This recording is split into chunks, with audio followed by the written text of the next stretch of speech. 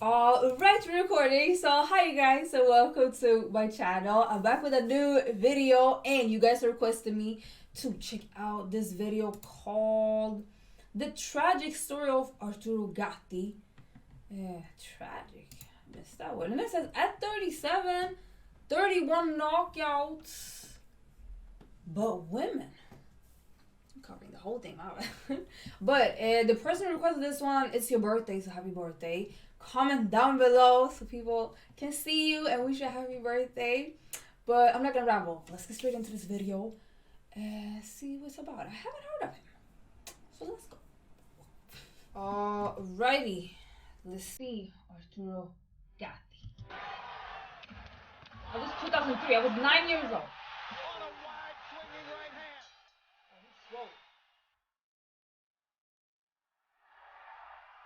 Uncompromising fights. A fearless boxer who knew bright victories and epic defeats. Championship belts, unlimited popularity, and a tragic end. I was gonna say, that's Gatti who's getting, he's getting beat up. Blood on his shorts. For many athletes and young people, he was an idol, a hero, a symbol of courage, fearlessness, perseverance. His fights aroused great interest and often received the status of Fight of the Year. His 3 epic fights with Mickey Ward are recognized as one of the greatest trilogy in boxing history.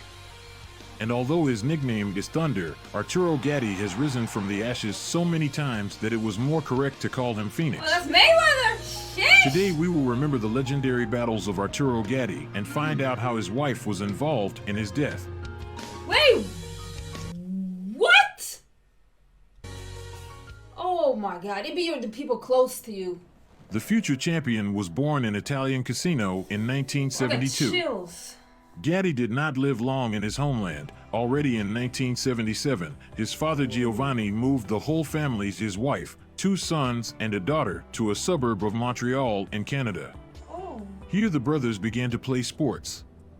The younger Arturo chose football and hockey, but the older Joe concentrated on fisticuffs and even achieved some success. He became the Canadian welterweight champion and reached the professional level by moving to the United States.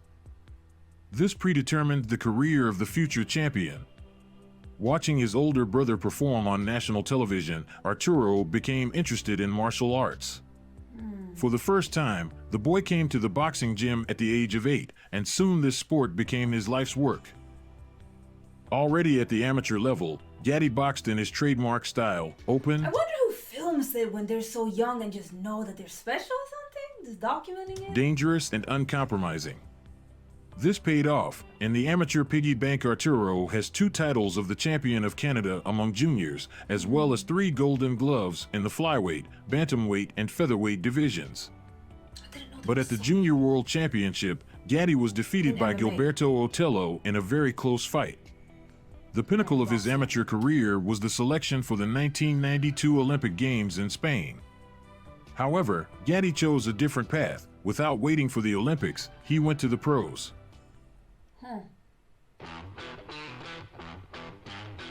On June 11, 1991, in the very first fight as a pro, Arturo loudly announced himself to the world. 3 rounds were enough for the future champion to put down Jose Gonzalez. Thus began the bloody and uncompromising path of Gatti in professional boxing.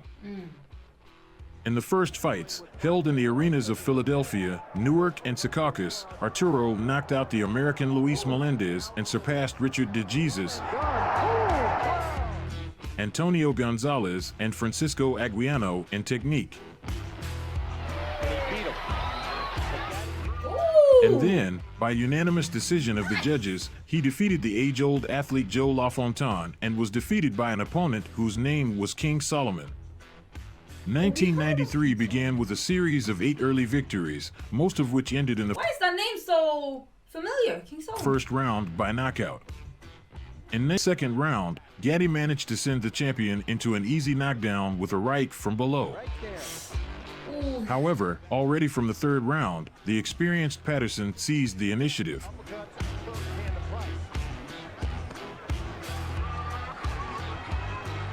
I really thought I He saw took the someone in challenger crowd under that control recognized. with his front hand and began to add his right. The quality of his direct strikes was top-notch. In the fifth round, Arturo tries to pick up the pace. His blows cut through the air, and the champion, time after time, punishes him with an overhand right hand.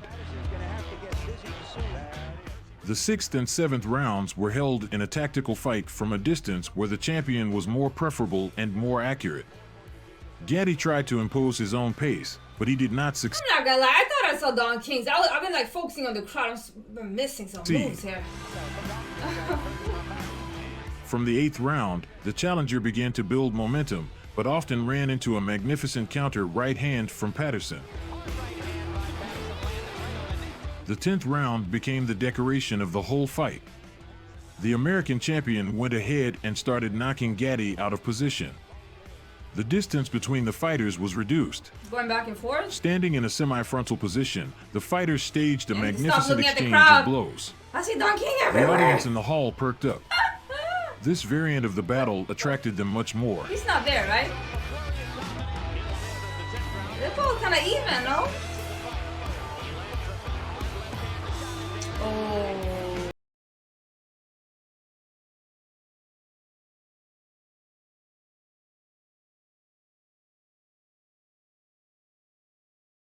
Real benefit for the champion. Look at him! He slightly shocked the applicant with a lethal deuce and began to develop success. The final segment of the battle also turned out to be bright. The fighters, realizing that this particular round could be decisive, gave it their all. Gatti had more strength left, but the champion hit him with his right hand several times and constantly went forward. However, he didn't miss much. So swollen. Look at The Gotti. duel ended and both threw their hands up in the air, confident of victory. He The ducking a judges lot. ruled in favor of Gatti, Other guy. 116 to 111, 115 to 112, and 114 to 113. Not everyone was happy with this decision. Wow, he got it. Arturo promised to give Patterson a rematch, and he kept his word. This allowed Arturo to take part in exhibition bouts and to appear on a regular basis for several years in HBO World Championship Boxing. Several fights stand out in particular in the career of a fighter, and not all of Arturo's bright fights ended in victory. On March 23, 1996, Gatti made his first IBF title defense with Wilson Rodriguez. It's been a long day. In the middle of the second round, Look at his Rodriguez eyes. made a right cross to the opponent's jaw, after which he added another deuce, a cannot left hook, see. and a right. Oh, to the left. Gatti sank onto the canvas. He went up to the count of 3. Rodriguez tried to finish off the champion. The remaining time until the end of the round was spent in exchanges. Gatti trying to come back with both hands. Rodriguez's right hip. Oh, both muscles hurt there. Look at the ref. Let's go. Oh. Yeah, look at the difference between them. In the middle of the 5th round, Gatti threw a left hook below the belt. The referee deducted a point for this. At the end of the 5th round, Gatti threw a left hook to the applicant's liver. Rodriguez sank onto the canvas. He rose to the count of 8. Gatti rushed to finish him off. Gotti's more Rodriguez damage. answered him with a spectacular series of hooks to the jaw. Ooh, finito. At the end of the 6th round, Gatti hit the opponent's jaw with a left hook, and he collapsed onto the ropes. Shout out to the lefties. Rodriguez lay on the floor for over a minute. I have the heart and I have what it's got to be champion, and I did it. I proved it tonight again. You sure did. In February 1997, he again defeated Tracy Harris Patterson. And in October, Gatti knocked out Gabriel Ruelas in the 5th round. After that, he left the championship belt and rose one category higher to lightweight.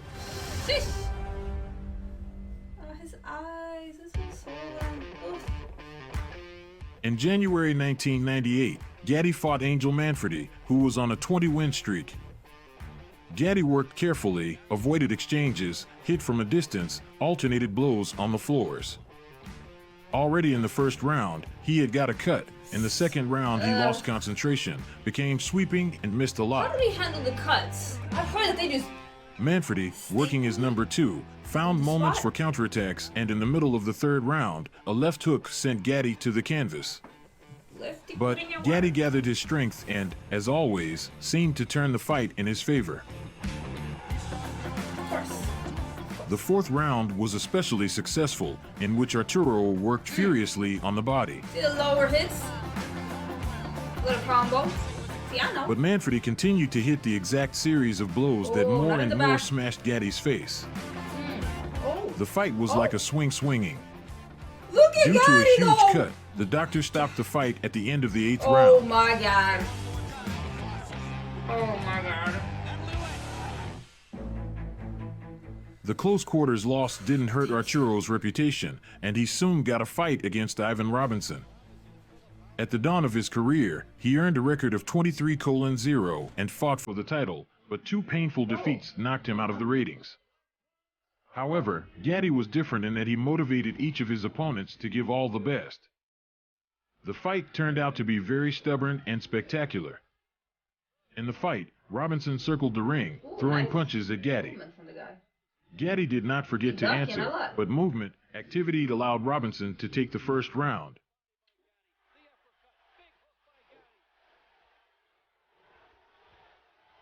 See what he responds.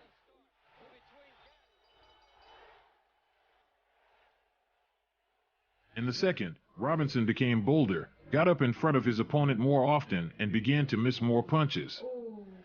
Take more hits.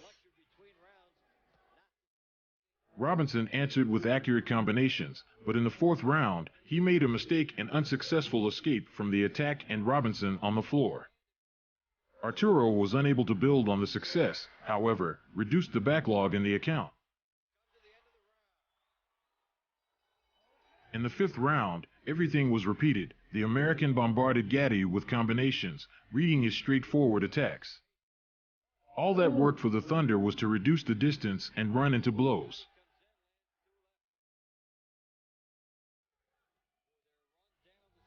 At the end of the 6th round, Arturo missed a deuce, answering with his right.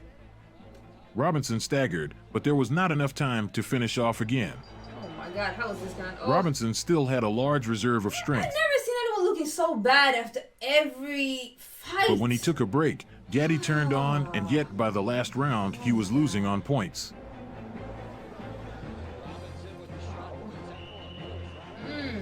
There was only a chance for a knockout, and he introduced himself.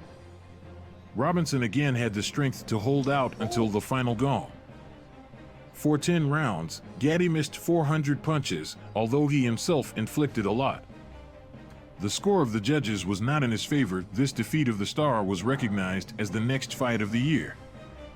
The fight received the status of Fight of the Year and Upset of the Year, according to the Ring magazine.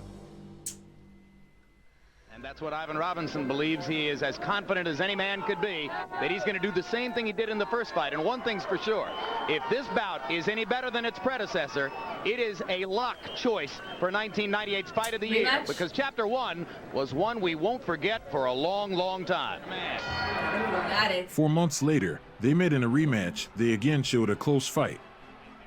It could have ended in a draw, but Gatti was fined for a low blow, and this lost point turned out to be his 3rd defeat in a row, after which Gatti moved to the first welterweight. The damage received during the trilogy did not go unnoticed for Robinson. He soon lost to Manfredi and never returned to his former level. Oh wow, I got chills. As Ivan Robinson and his team were leaving, one of his handlers said, "We don't want to fight this guy again. He's a maniac." But again, you've lost 3 terrific but losing fights this year. I don't know what to say. I did my best. Ivan is just a good boxer. You know, I think I started too late again, and I kept going off my game plan. I am going to fight again.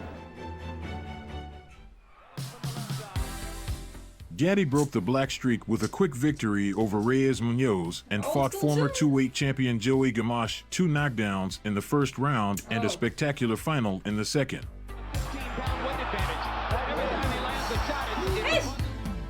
Gamache spent a week in the hospital and ended his career, but he still had a claim against Gatti. A subsequent lawsuit by Gamache's handlers claimed Gatti had gained 19 pounds since the weigh-in the day before and thus had a large advantage over Gamache. In the wake of the fight, boxing regulators pushed for a new law limiting the amount of weight a competitor can gain between the weigh-in and time of the fight. Oh my God. Gatti was also accused by Gamache's handlers of not having actually made the contracted weight of 141 pounds. After Gatti-Gamache, some boxing commissions started weighing boxers a second time. The litigation lasted almost 10 years and eventually established the rightness of Gamache. Since then, many promoters have pushed for mandatory reweighing in boxing. After 2 more passing victories, Arturo challenged Oscar de la Hoya. We heard him. The dominance of the Golden Boy began from the start and bore fruit already in the first round.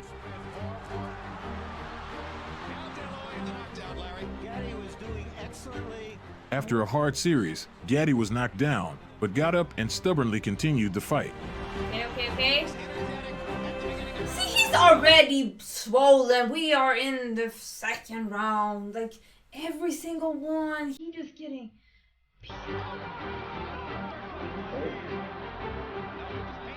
The worst. De la Hoya's pressure did not die out as expected. By the 5th round, he had 62% of accurate hits. Arturo's corner was forced to throw in the towel to save the health of the boxer, who decided to stand to the end. A heavy defeat led to a pause in his career, during which Gatti changed the coaching staff. I had people tell me that why was I wasting my time, that he was finished. I says, well, look, that's your opinion, you're entitled to your opinion, but I see something different in the gym. I says, if you listen to me, you'll be champ again. He says, I trust you, coach, no problem. The defeat forced Gatti to rethink many things, including parting ways with his coach Hector Rocha. Gatti's new mentor is James's Buddy McGirt. Gatti returned in January 2002 against former champion Taron Millett.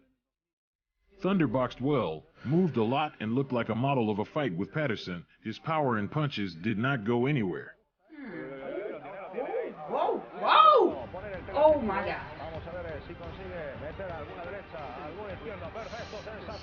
Sheesh, nah, that's scary. This guy saw his life flash for a second. He's not there yet. He's off. Bambi on ice. Gone. Arturo finally had exactly the kind of fight that he had long dreamed of, but then he was waiting for the fight that the fans dreamed of. Which one? What fight is that?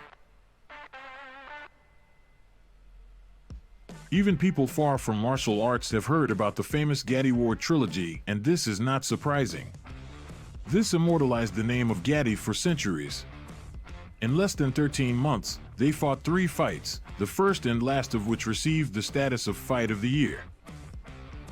On May 18, 2002, an epic unforgettable trilogy was born when Mickey Ward and Arturo Gatti first met in the ring. Mickey defined the essence of a journeyman. He was still working as a paver despite the fact that his boxing career was in full swing. What In the old is that? Can someone translate? What is that?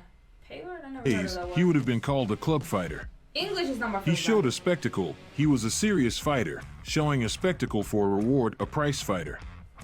And he was able to elevate It's probably like a regular job, so he's working on the side and boxing. himself to a level that very few fighters of this type have been able to elevate themselves to. I don't know how many of the fans who came to Mohegan Sun that night really understood what they were about to see. Ward was known for slow starts, which he used to read his opponents, but with Gatti, he was impressed with what he saw. This is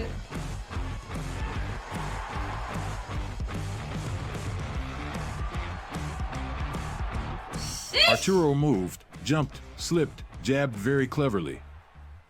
By the 3rd round, the fight turned into a street fight. Okay, I gotta put down. I wanna look what he worked at. It's stuck with me, like I wanna know. The 9th round was especially exciting. Both fighters showed their version of the Rocky movie, trading powerful blows throughout the fight. And hold on, I don't wanna miss it. Let me me see.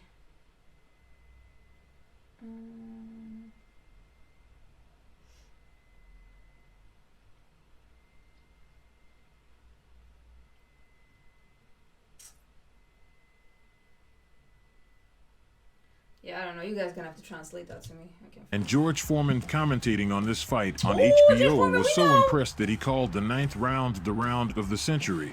Still need his check for that grill. It was so brutal going back and forth that I remember even sliding down in my chair, kind of covering my face and peeking through my fingers. I know that. Mickey Ward won by majority decision. Thank you guys very much. One question. Do you guys want to do this again? I would love to. I would love to get a rematch if it's possible. And I think we should do it again. We can do what we're doing. You get most of the money is what you're trying to say. we can talk, you know.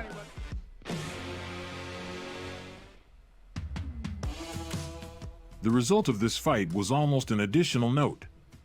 One of those cases where the fight itself took on much more importance than who won and who lost. And of course, it created a huge demand for revenge. Although the judges gave preference to Ward, of the 8 members of the press who were interviewed immediately after the fight, 7 named Gatti the winner. After some negotiations, both sides agreed to a rematch, and it took place very quickly in just 6 months after the first fight. There wasn't much time for Arturo Gatti to recover and focus on the strategies he had abandoned in the wheelhouse. He thought, if I'm in the best shape, I'll be fine. If I can be in great shape, then all I have to do is box him and I will win the fight. That's right. For Mickey Ward, this was the first $1 million feat in his career. I was like, man, finally, after all these years of ups and downs and sideways and this ways and that ways, and like, it's unheard of a guy making $1 million with 11 losses. It's unheard of. The eagerly anticipated rematch with Mickey Ward took place on November 23, 2003. Boxing fans and connoisseurs hoped that the sequel would be just as incredible, and the crowd got what they wanted. This time Gatti was clearly stronger and more prepared.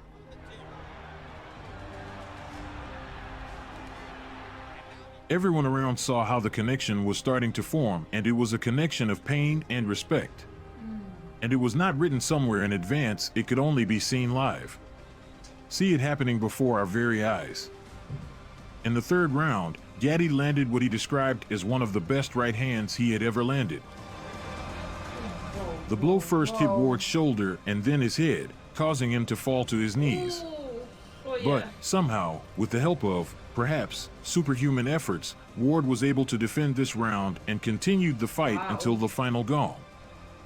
However, Gatti's dominance determined the outcome of the fight, as he frequently harassed Ward with his hard left jab and powerful body shots, eluding Ward's deadly left hook with superior head movements and sidesteps. But even with a burst eardrum, Ward determined the distance, but Gatti confidently won by unanimous decision by a wide margin. It's a miracle that he got up and he fought the way he fought, because he had no balance. You know, that guy's balls were bigger than basketballs. Do you think that a 3rd fight between you is warranted? Well, I have to thank God we're both healthy. We fought a great fight tonight. It's 1-1, so a 3rd one I wouldn't mind.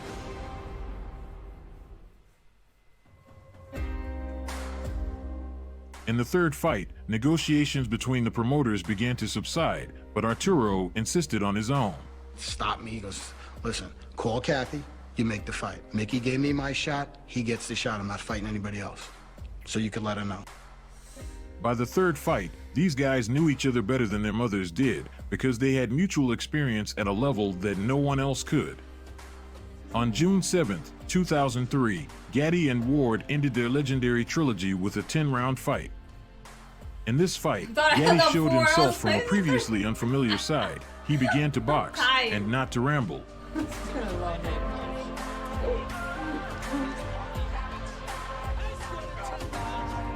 In this fight, Mickey and Arturo got to the point where they both gave everything they had, everything they could show in terms of pride, their passion, their desire to try and win the fight.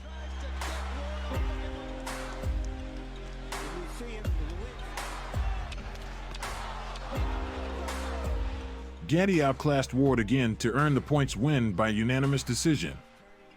After the fight, the Gentleman and Fighter Ward admitted that Gatti deserved to win. It was just special to go through with someone like him. For my last fight of my life. You know, obviously I didn't win the fight, but well, more importantly, I made a friend for life. These bouts made it into the Fight Night Round 3 video game and also received the status of the best in the history of boxing. Arturo and Mickey went up to the summit together. The way these fighters treated each other gave the boxing world a whole new level of respect. Yeah, I've never seen that before. Interestingly, these two boxers were opponents only in the ring. After the completion of the trilogy, Mickey became Arturo Gatti's trusted friend.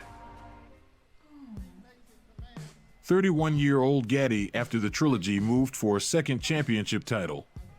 Undefeated boxer from Italy Gianluca Branco tried to prevent him with a net record of 32-0. The vacant WBC lightweight title was on the line. In a difficult fight, Gatti outboxed his countryman, securing the victory by knockdown in the 10th round. Having won the championship belt of Arturo, he made two convincing defenses. The first to be defeated was the Romanian fighter Leonard Dorin with an impressive 22-0 record. That evening, Gatti gave boxing one of the best knockouts to the body. Then boom, there goes the The blow was so painful that the previously undefeated Dorin ended his career after the fight. Arturo's second defense was against seasoned veteran Jesse James Leija, who had 55 fights under his belt. At the beginning of the 5th round, Gatti hit the opponent's jaw with a long right cross, and he fell to the canvas. This may have been one of the best performances of Gatti's career. Yeah, that right hand was. Leija went up by 10. After the fight resumed, Gatti unleashed a hail of punches on the challenger. Leija didn't answer. He tried to clinch, but he did not succeed. In the middle of the 5th round, Gatti sent the challenger to the canvas with a right hook to the head. Leija sat down on his knee, but did not have time to rise to the count of 10. The referee scored a knockout. And you want to fight him, why? Well, he's the best pound for pound, and I consider myself, I am the best. I want to show the world that I am the best, and I've been showing it throughout these years. I can fight, I can box, and I can punch, and I can take a punch. And Mayweather is the greatest out there right now, and I would love to beat him and get the opportunity to beat him. After 3 successful defenses, Gatti again lost the belt to a younger fighter. Do I care about Arturo Gatti? No. And do I respect him as a fighter? No. He thinks I'm a joke. I just want to punish him.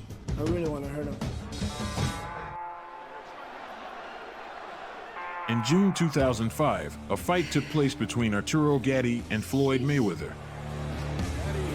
Mayweather's movement is crazy, guys. At the end of the 1st round, Mayweather pressed Gatti down with his elbow, after which Gatti stopped due to the slurred behavior of the referee, and Mayweather, taking advantage of the confusion, knocked Gatti down. Gatti easily stood up and was outraged by Mayweather's behavior and the referee's inaction. The referee did not react in any way. What do you guys think here? And again, Gatti being held down low. Ooh, okay, Gatti. Distance he needs to keep the jab. Gatti's trying to load up, and Mayweather knew. Nailed good round. Gatti had been doing well. Yeah.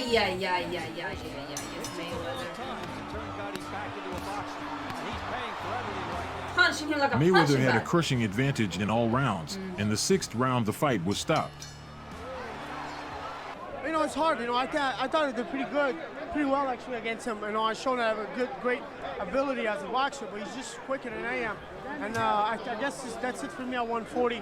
I'm gonna step up to 47 for one more shot, and that's it. After that, Gatti moved up to welterweight.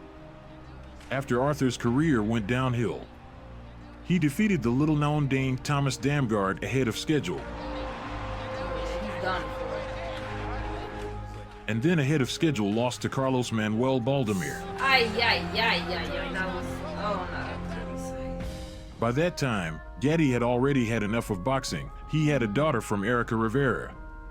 The child was not planned. Arturo had to learn the role of a father. It turned out badly. He suffered from headaches. He was depressed all the time. In the end, Erica left. Gatti did not stay alone for long, and soon he met the Brazilian Amanda Rodriguez. He was 35, she was 21. Arturo really fell in love. Age gap like that, you guys. I believe it gotta be close to each other. Best relationships. After meeting Amanda, he never saw his daughter and unexpectedly fired his coach. That's not a good sign.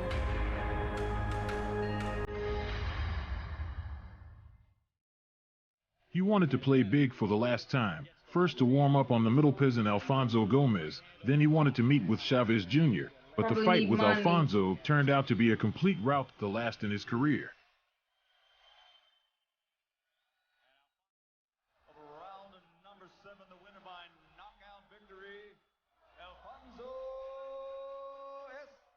I don't want to see that. Oh, come on. Family life also went wrong. Gatti drank. Even the birth of a son only delayed new problems for a while. Arturo made one last attempt to save the marriage. He surprised Amanda by organizing a big trip. First, the couple with the child went to Europe, and after a 2-week stay there, they went to Brazil, where the wedding of Arturo's sister was planned. The couple... All these things like trips and stuff, it's basically spending money, spending more money, and then he gotta fight to make more money. Like, to fix a relationship, it's not about just spending money. Then it's the wrong partner that you with if you need to spend money to make someone happy. Stayed in a 2-story hotel room in Ipajica. See? Amanda herself described the entire long journey as beautiful. Meanwhile, one of Gatti's friends presented an audio recording of a conversation with him in which Arturo called the trip a nightmare. Be that as it may, the worst was yet to come. On a July evening, the couple went to dinner, which became the starting point of the tragedy. The next day, at 9 a.m., Amanda ran out of her room in tears and called the police, screaming that her husband had committed suicide. On July 11th, 2009, Gatti was found dead with a bloody purse strap around his neck. The first suspicions fell on his wife. I have goosebumps. Oil was added to the fire by the former world boxing champion and close friend of the Acelino Freitas, who said that the couple was planning a divorce. Amanda claimed that Arturo hanged himself, and the first autopsy confirmed her claims, establishing suicide as the cause of death. So 3 weeks later, the charges were dropped, and Rodriguez was released. Almost immediately, the government of Canada showed interest in the case. A second autopsy took place on August 1st, 2009 in Quebec, where it was found that the Brazilian experts made a serious mistake by not noticing bruises on the body of the deceased. We decided to go to a pizzeria. It started out as a family dinner but ended like so many other evenings. Arturo got drunk. I told him that I could no longer stay in the restaurant, that I had to go. I said that if he wants, he can stay. This is where our quarrel with him started. It was a disgusting scandal. He didn't hit me, but pushed me to the floor. I injured my hands and chin. After that, he took my 10-month-old son away from me and they just left. At 2 in the morning, we met at the hotel. He had a cut on his head. He said he got into a fight with 4 guys. He was no longer drunk. My husband was already in front of me. He saw the bruises that I had left after our quarrel with him. Then he asked who did this to me. I told him that he did it. He asked me, so, it's probably over between us? I said yes, I couldn't take it anymore. I woke up in the middle of the night. The baby woke me up. When I went down the stairs, I saw that Arturo was lying on the floor, but did not pay attention. He was often in such a state. After a couple of hours, I saw that he was lying there. Then I went up to him, began to shake him. He was cold. I shook him and said I forgave him. I started to panic. I ran out of the room and started screaming that my husband was dead. Perhaps, without a second autopsy. Like, I don't really see, like, the pictures that they're showing. What are they showing? I shook him and said I forgave him. I started to panic. I ran out of the room and... Real photo. Investigation. Oh, so he's laying here.